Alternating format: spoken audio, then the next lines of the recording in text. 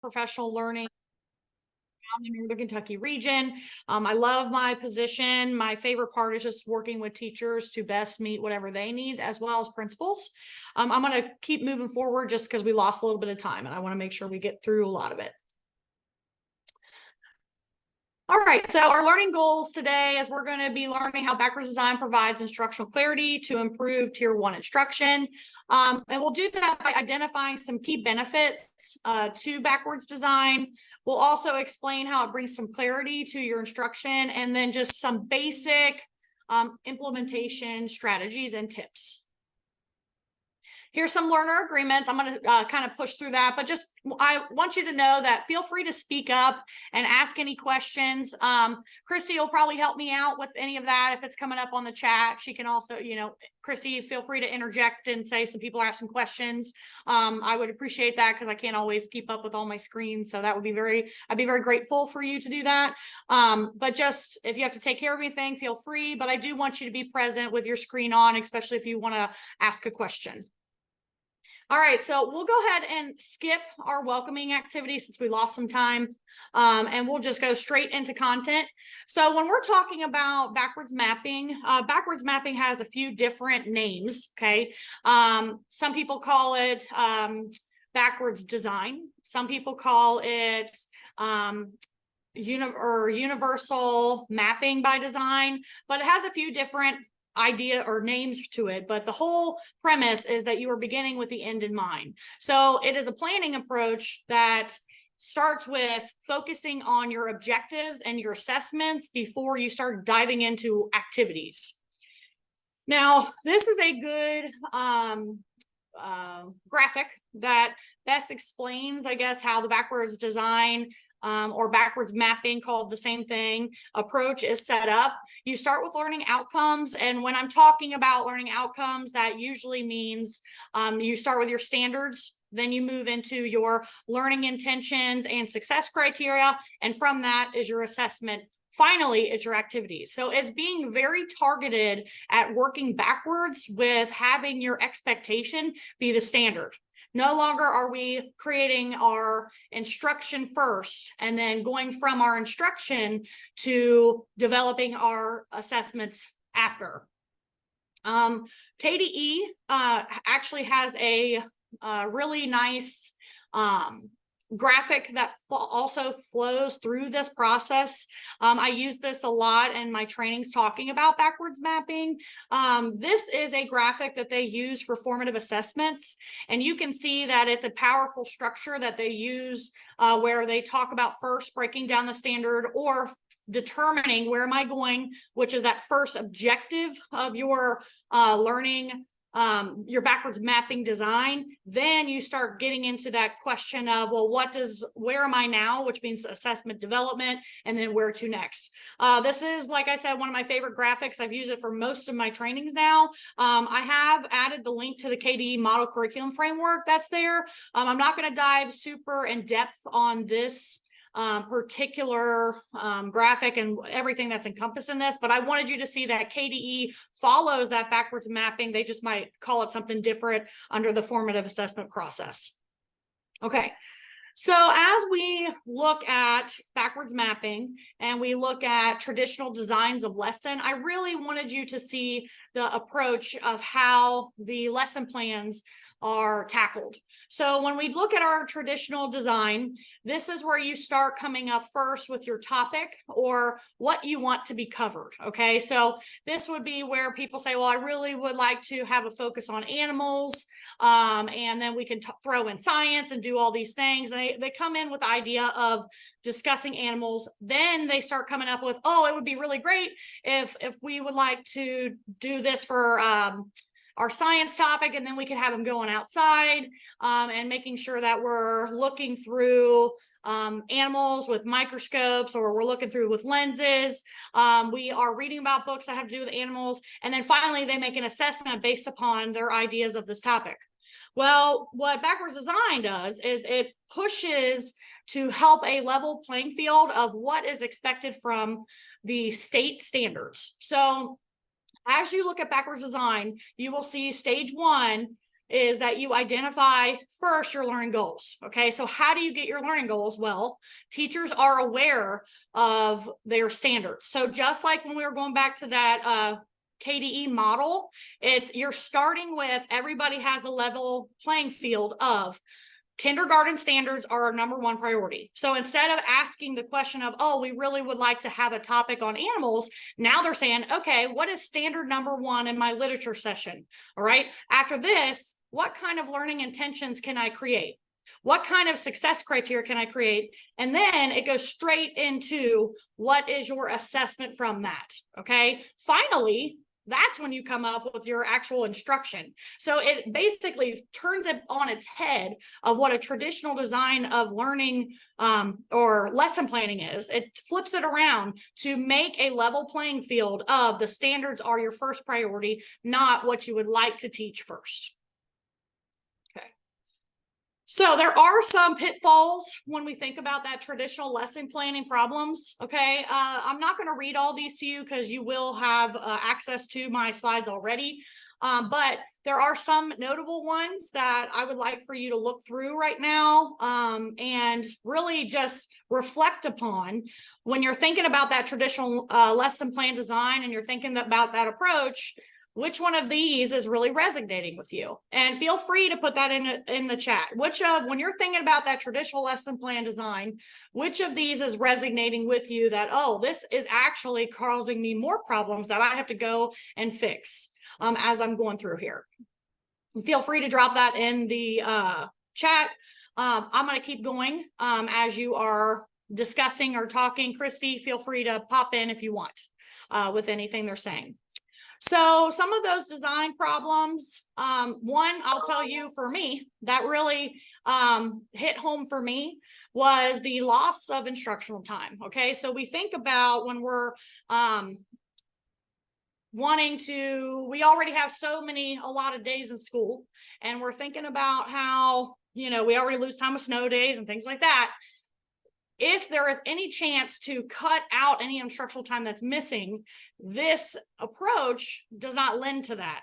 So when you're thinking about backwards design, what you're doing is you are purposely planning to ensure that you are sticking those standards, essential standards where they are, and it's minimizing that loss of instructional time. So to me, this was a big, powerful moment, is that no longer am I thinking about what would I like to do, and my focus becomes on what am I supposed to be doing from the standard standpoint. It's changing my beliefs and my attitude as a teacher from what do I want to accomplish to what is requested of me, what is required of me from the state. And that will result in less loss of instructional time. In our chat, let's see.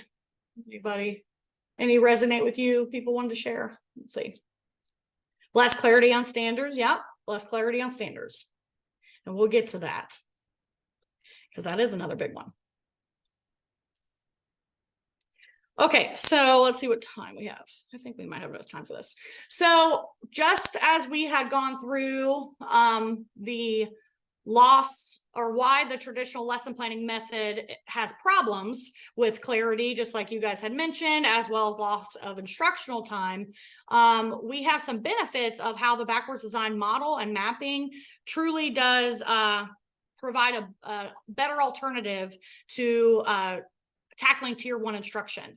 So right here, I'm about ready to put in the chat a link that I would like for you guys to look through, and I'd like for you to read and skim through this chat, or this let me get to it, this article, and really jot down or highlight, or however you want to do this, 2 to 3. Let me move here. 2 to 3 benefits of the backwards mapping approach that really resonated with you. So you're going into that article and you're looking for the understanding by design. That's another way that another title they call backwards mapping or backwards design. And you're just going to go through there and find 2 to 4 benefits of using this model and this approach when you're lesson planning in your tier 1. So go through there. I'm going to give you a few minutes to read, and then it's a quick read. And then we will just start putting in the chat some things that really resonate with you, 2 to 4 of them.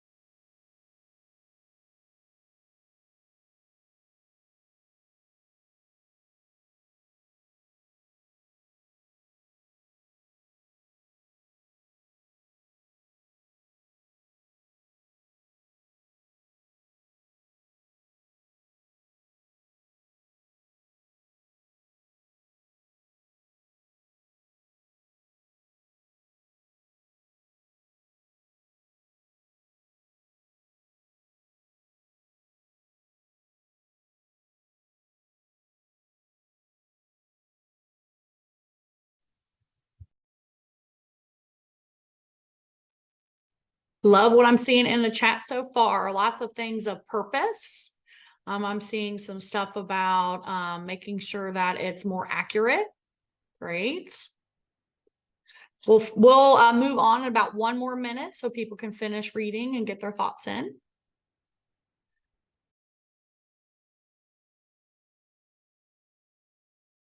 Yes, lens to transparent and explicit instruction.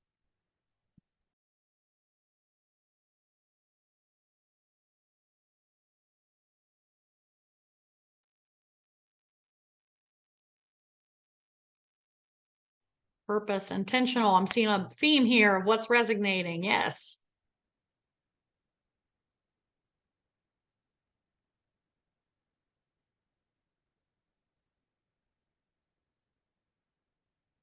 Yes. Absolutely, Jessica. Intentional clarity and purpose. Love it. Thank you, guys. Okay. I know I am pushing through a little bit quickly, more quickly than I normally would, but thank you guys for engaging in that activity. I'm seeing a lot of common themes about accuracy, intentionality, clarity, purpose, and I would agree all of those actually are some extremely good benefits when it comes to thinking about that backwards design model or backwards mapping. But I want to focus on one that you guys actually brought up multiple times, and that's clarity. So what is the best benefit, bang for your buck, when you're talking about backwards mapping? And that it provides that essential clarity for teachers and students.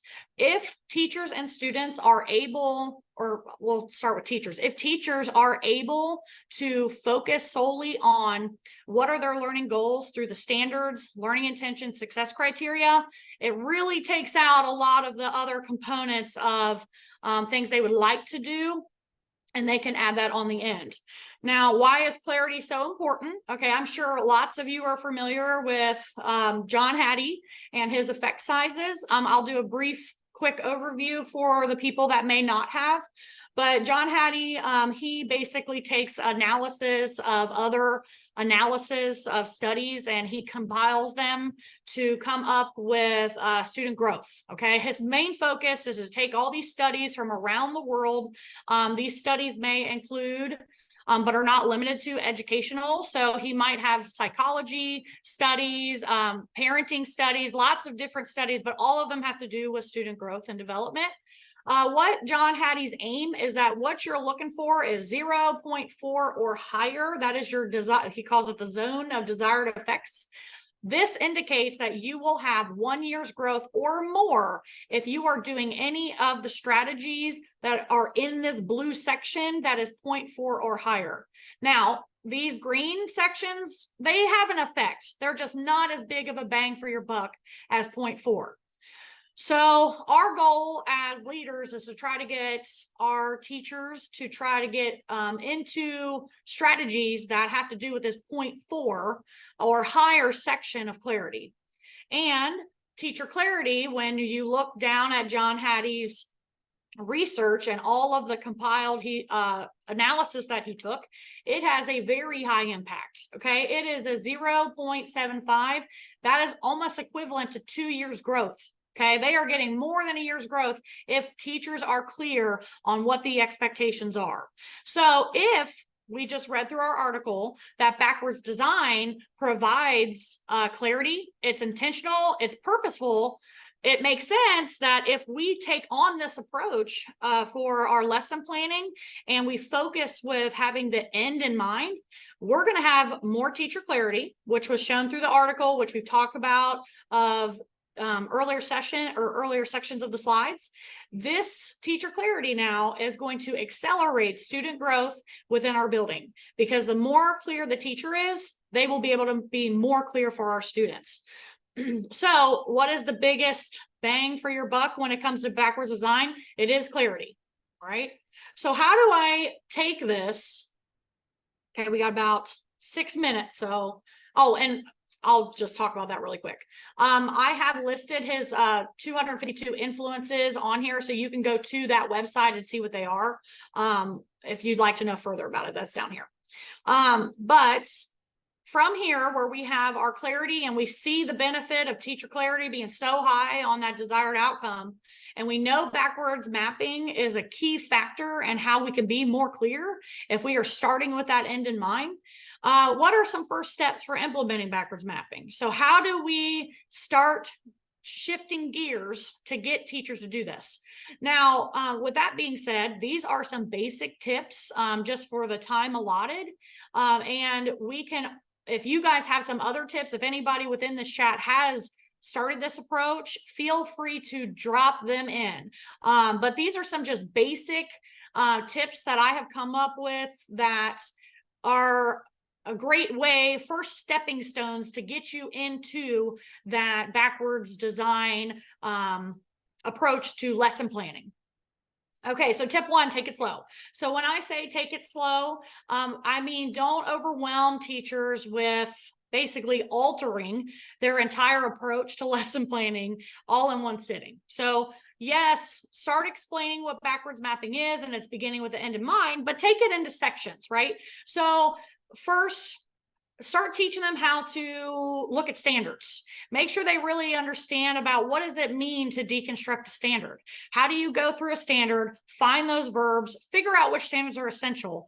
Spend some time on that before you start moving to learning intentions and success criteria. There has been a lot of fogginess around these two ideas, learning intentions and success criteria. Teachers are having a hard time separate what they actually mean and how they're different with one another. So that by itself can be daunting task to just figure out that that's also a new thing. Assessment development, that's another section that can be daunting to teachers. Like I was showing you on the KDE map, that chart, that flow chart that they have is actually called their formative assessment process. So it actually alters the way that they look at formative assessments. They used to see them as a task. Teachers are used to seeing them as a task that, oh, I'm going to take this test, check, done. Well, actually, what the formative assessment process is telling you to do is look at it, interpret it, and act upon it, and continuously do that for multiple sessions within a section of your time. 2 minutes, Blair. Oh, thank you very much. So tip 1 is take it slow. I have just briefly gone over 4 or 3 of those elements of backwards mapping, and that was a lot of information just in that 1 minute that I was talking. So give your teachers time to buy in by taking it slow and making sure that you're taking time in each section, okay? In fact, I'm doing district work where I'm going into multiple PLCs in a row, and I'm spending multiple PLCs in just some of these sections to build upon each other, and I didn't do it in just one session. Okay, so just make it more manageable chunks, and then just keep adding piece when they have mastery. Don't let it fall to the wayside. Right after we get good at standards, explain, okay, we're good at standards, now let's take that and move on to learning intentions and success criteria. Okay, tip 2, develop a learning culture. So when you think about PLCs, you know, PLCs have kind of gotten a name for being a meeting. Okay, a true PLC is about collaboration and developing a learning culture. And if you are thinking about doing the backwards mapping, a good way to approach that is create a culture of learning within your school where it's okay that teachers are having authentic collaboration where they don't know. And it's about that growth mindset. And it's okay to coach teachers and ask questions about how to move forward. One thing I really love is developing task groups. There is no other better way. I did this when I was a principal of teachers taking ownership if they have a task group to lead instead of a committee to attend. So if they have a task group where they're talking about and hashing out, oh, how do we look at standards work? Let's talk about what this verb means. It really takes ownership to them, and they feel that they can move forward with their buy-in.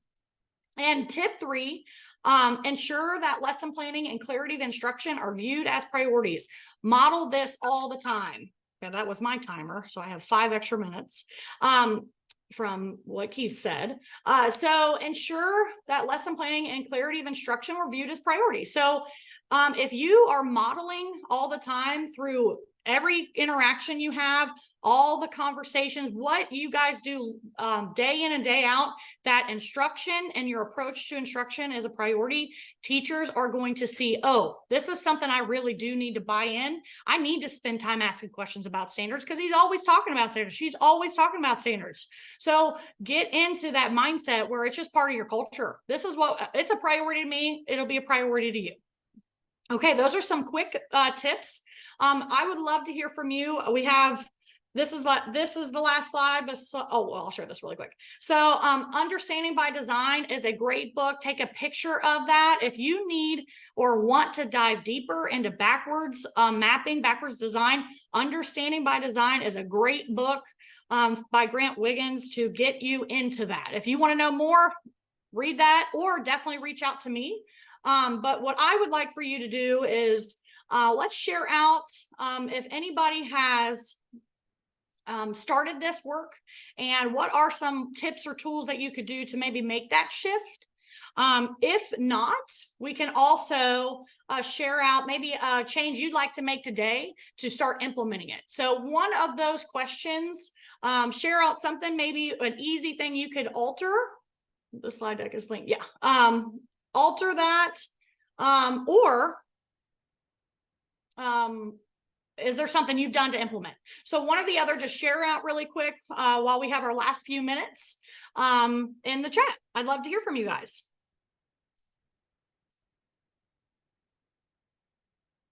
Or unmute. I know that's not always the most fun, but feel free to unmute if you would like. If anybody dares to.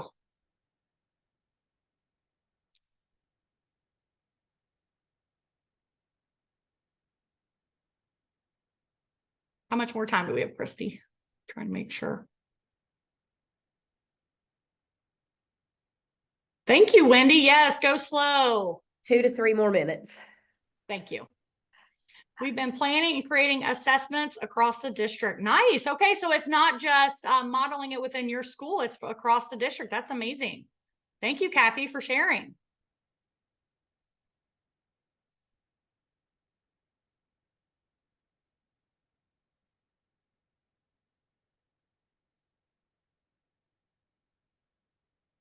Okay, we got, I think Chrissy said just a few minutes. So for the last few slides, thank you guys for sharing. I wanted to share this quote from a blog of a teacher that has tried this, and I've highlighted some of those big greens areas, big things that she said, but she was introduced this after her 6-year teaching, and she saw a huge spike in student success. She was actually excited about teaching because she saw this new way of doing it, and she felt confident in her clarity that she was getting. And then, of course, the one that we talked about, none of my class was wasted. It was so intentionally, thoughtfully planned that she felt like not 1 second could be taken away from it. And that is just a very powerful statement from a teacher that has lived in this process.